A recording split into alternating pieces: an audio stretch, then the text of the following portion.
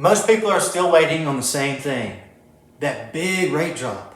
The one that's supposed to suddenly make homes affordable again, you know that one, and kick the market back into high gear. But here's the truth most headlines won't say out loud.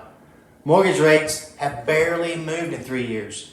Now they fluctuate a little bit, but not enough to change the market. In fact, they've quietly capped buyer demand and shaped the entire housing market. And that's why 2026 probably looks familiar. Maybe slightly better. We don't know yet. But let me explain simply. Since the end of 2022, mortgage rates have stayed within about a 1% range almost the entire time. Roughly 90% of the time, rates have been between 6 and 7%. Now that's not a crash. It's certainly not a boom, but it is a ceiling. And when rates stay elevated, buyers don't disappear. They just wait. And that hesitation is exactly what we've been living through.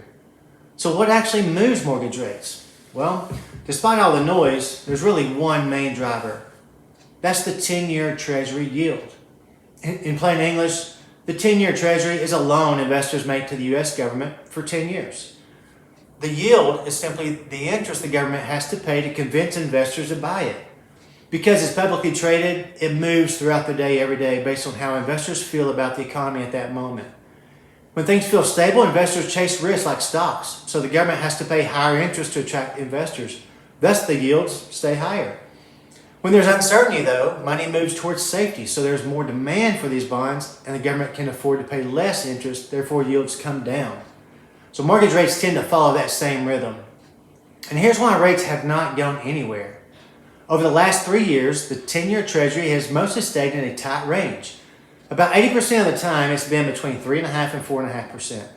Over the last 2 years, though, it's traded even more narrowly, 75% of the time between 4 and 4.5. That stability, not the Fed headlines, is why mortgage rates have not meaningfully changed lower. There's no hidden lever waiting to suddenly make rates cheap again.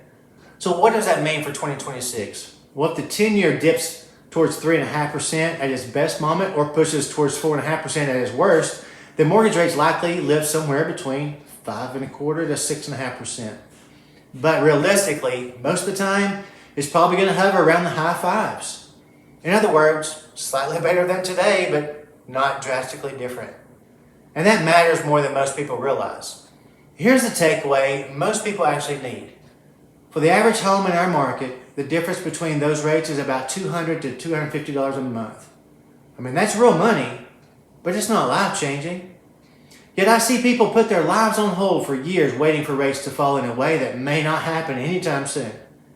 To put it into perspective, about half of that monthly difference is the equivalent of a daily latte at Starbucks. That doesn't really change your quality of life. But delaying a move, that changes where you live, how much time you never get back.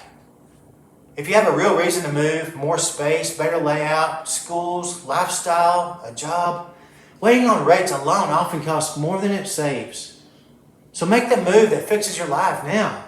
If rates improve later, you refinance. If they don't, at least you didn't spend years waiting on a number that you maybe could have made up somewhere else. If you want clarity for your situation, reply to this video. I'll share with you the most logical strategy based on what rates are likely to do and not do this year.